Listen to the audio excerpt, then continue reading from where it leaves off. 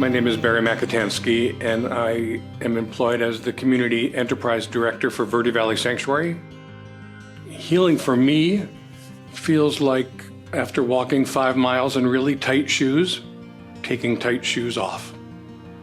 It's like, that's healing. I had been working in the animal world for a very long time, and I was working with endangered species animals to create captive breeding programs and reintegrate offspring back into the wild. After years and years of that, I met a woman who told me about her abuse. I was startled. I grew up in a really traditional home.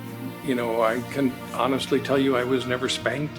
I didn't know children were being beaten and sexualized. I didn't know women were being brutalized, men as well.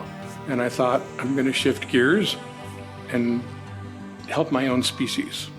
It's a difficult concept to address the healing of trauma, mostly because, in my opinion, there is no definition of trauma. It is so personalized and so individual, and two people can experience the same exact situation, and one will have a traumatic effect and one will not.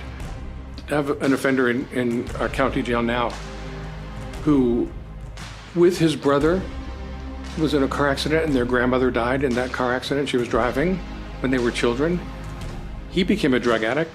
He became a domestic violence offender. His brother is a policeman. Same trauma, but the interpretation and the processing and the parts of it I don't understand.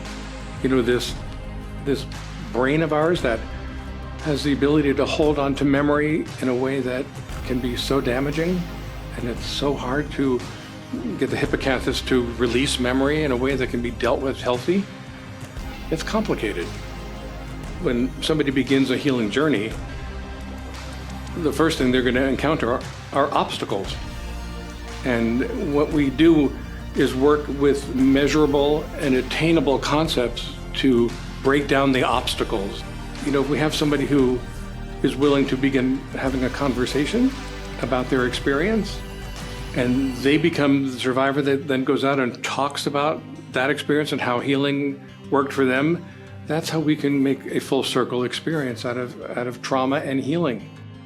Then we can look into therapeutic opportunities with individual therapy, group therapy, family therapy, hiking, yoga.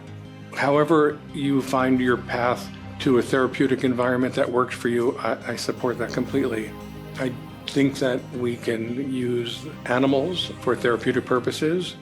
You know, when you have a 1,500-pound horse come up and put his head on your shoulder, and you turn over and look and you're eye to eye with this animal that could easily hurt you, there's healing in that. So I love animals in therapeutic environments. I want to feel successful. I want to feel like I've made a difference. I want to see our communities become more solid, more dependable. It's our responsibility to hold up our survivor community and embrace them so that they can move past the shame.